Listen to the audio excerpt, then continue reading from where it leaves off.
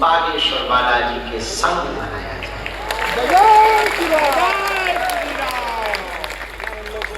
जीवन में उमंग भरने के लिए बालाजी का रंग बहुत जरूरी है।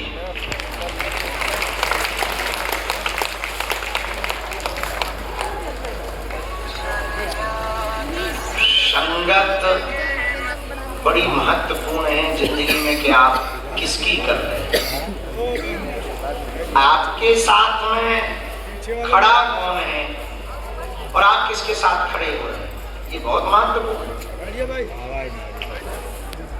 यदि आपके साथ सपनी खड़ा है तो जीता हुआ साम्राज्य हार जाओगे, यदि आपके साथ कृष्ण खड़े हैं तो हारा हुआ साम्राज्य जीत जाओगे।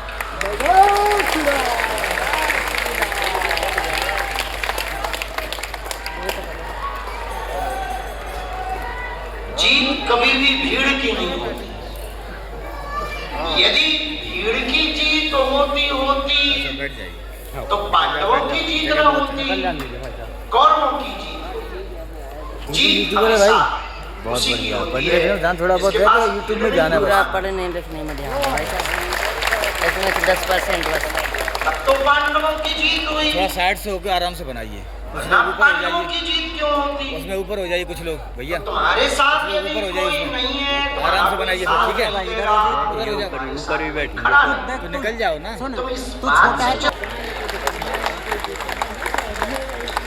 यदि तुम्हारे साथ भगवान है तो कौरवों की सेना चाहे जितनी बड़ी हो, चाहे जितनी भीड़ कौरवों के पास हो, चाहे विरोधी पार्टी तुम्हारी कितनी भी मजबूत हो, सत्य छुपता नहीं है।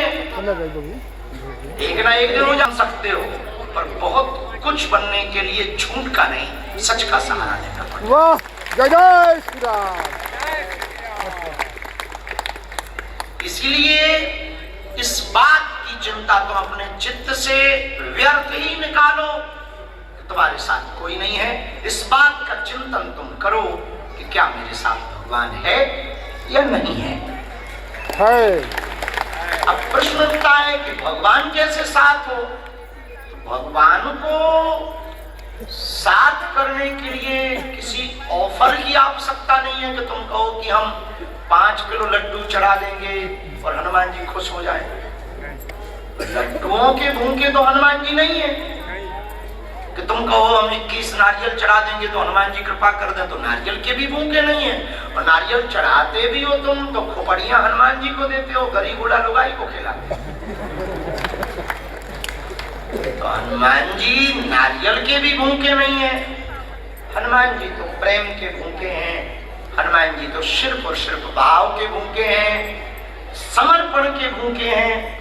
जितना अच्छा और सच्चा तुम्हारा समर्पण होगा उतना ही परमात्मा तुम्हारे नजदीक होगा। वाह, जय श्री राम। औरों का उदाहरण हम देंगे तो शायद तुम्हें कम समझ आए। हम इस बात पर अपना खुद का उदाहरण देते हैं कि देश में और दुनिया में लाखों लोग हमारे विपरीत हैं, विरोध में हैं, वीडियो डालते हैं, न्यूज़ें बनाते हैं, हमारे खिलाफ कमेंट करते हैं, बातें करते हैं, और वो वहीं के वहीं हैं और हम रोज अपना हिंदुत्व का काम बढ़ाते चले जा रहे हैं। वाह, जय श्री राम। हर साल और हर दिन अपना काम बढ़ाते चले जा रहे हैं, सनातन का, हिंदुत्व का। और जो हम करने आए हैं, हम आपसे धन तो लेते नहीं और अपने लिए तो कुछ कर भी नहीं रहे। 24 घंटे में 1 घंटे भी अपने लिए नहीं निकाल रहे, सिर्फ और सिर्फ तुम्हारे लिए। अर्जी भी तुम्हारे लिए, व्यवस्थाएं भी तुम्हारे लिए ही कर रहे, अन्नपूर्णा भी तुम्हारे लिए ही है, बेटियों का विवाह भी तुम्हारे लिए ही है, हॉस्पिटल भी तुम्हारे लिए ही कर रहे। इसलिए हम ज्यादा सोचते नहीं कि कौन हमारे बारे में क्या कहता है। वाह, जय श्री राम। जिसने जितना जाना उसने उतना माना। चल मोबाइल बंद करो।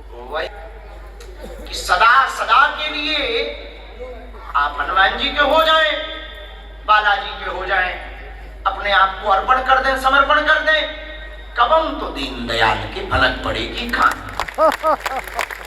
जय श्री राम। परमात्मा जिसके पक्ष में है जीत उसकी तय। भगवान जिसके पक्ष में है जीत उसकी तय। चाहे वो कोई भी दुनिया का युद्ध हो, अक्सर वही व्यक्ति जीता जिसके पक्ष में परमात्मा। और आप कहो कि हार गए तो कहीं ना कहीं तुम में ही खोट था। बारिश की बूंदें जब बरसती हैं तो वो पानी की बूंदें ना तो ये देखती हैं कि हम गरीब की झोपड़ी पे गिर रहे हैं कि अमीर की छत पर। बारिश की बूंदें तो बूंदें गिरती हैं, चाहे झोपड़ी टूटे या छत फटे। अमीर चाहे आत्महत्या कर ले, चाहे गरीब आत्महत्या कर ले, बारिश तो होती है। बारिश को फर्क नहीं पड़ता है कि तुम्हारा खप्पर कमजोर है तो यहाँ थोड़ा कम बरसे, बगल वाले का थोड़ा ज्यादा मजबूत है तो यहाँ जरा बड़ी बड़ी बूंदें कर दे। वो ये नहीं देखता। बादल तो बरसता है, वो चाहे जाग रहे कुमार का कच्चा घड़ा भी वो बिखारने पे आवे तो वो भी बिखार देता, फसल लहलाने पे आवे तो लहला देता। और कई बार किसानों को उजाड़ना चाहता तो बारिश नहीं सीधा पत्थर फेंकता ऊपर से ओली बनाकर। उसको फर्क नहीं पड़ता कि किसने कर्जा लेके किसानी की या किसने मजे में मौज लेने के लिए किसानी की, वो तो बरसता है। ऐसे परमात्मा है। तुम कल तक कैसे थे ये उसको फर्क नहीं पड़ता। आज के बाद तुम उनके हो गए, बस ये उसको लिए काफी है। अब तुम कौन हो, कहां से आए, क्या हो, इससे उन्हें कोई लेना देना नहीं है। तुम हनुमान जी के बालाजी के हो गए, बस। हाँ, बन गए तो बन गए, उनके बन जाओगे तो बन जाओगे, वरना बन ही जाओगे। जय हो, जय हो। उनके बन जाओगे तो कुछ बन जाओगे, वरना बन ही जाओगे। वाह, जय श्री राम। समझदार को सारा काफी है। भगवान के बन जाओगे तो कुछ ठीक ठाक अच्छे लेवल पे पहुंच जाओगे, बन जाओगे, वरना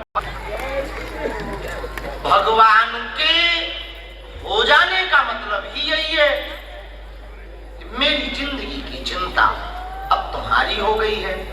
मुझे तो जो कर्म करने की प्रेरणा दो मैं वो करूं, और मैं वो कर रहा हूं। दूसरी बात, आप लोगों ने कहावत बड़ी सुनी होगी, भगवान के घर देर है। जानते तो तुम सब, देखो तुरंत कह दिया भगवान के घर देर है। देखो सब आता है हमसे ज्यादा। चलो, सच भी यही है, भगवान के घर देर है, अंधेर नहीं। इस पर एक बात हम कहना चाहेंगे, कोई भी बीज पेड़ बनता है तो समय लेता है। बीज फूटेगा, अंकुरित होगा, छोटा पौधा बनेगा, फिर बड़ा पौधा बनेगा, फिर उसके बाद पेड़ बनेगा, फिर फूल आएंगे, फिर फल आएंगे। ऐसे ही भक्ति का बीज है। लोग हमसे पूछते हैं कि 21 पेशी क्यों, अनेक बार क्यों आना? जब अनेक बार भोजन करते हैं तभी तो शरीर तंदुरुस्त होता है। एक दिन खांसी हो जाए, एक दिन पूरी दवाई पी जाओ तो क्या खांसी खत्म हो जाएगी? डॉक्टर कहता है कि ये पूरी बोतल पी लो, तुम्हारा बुखार मिट जाएगा। पूरी बोतल एक बार में पी लेने से बुखार नहीं मिटता है।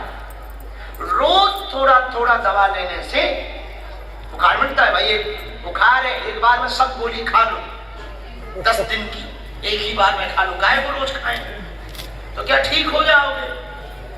ठीक की तो गारंटी नहीं है। राम नाम सत्य हो जाने की गारंटी। तो डॉक्टर दवा देता कि ये दवा है, थोड़ा थोड़ा खाइए, रोज ये डोज लीजिए, सुबह और शाम, ठीक हो जाओ। ऐसे ही बालाजी की कृपा।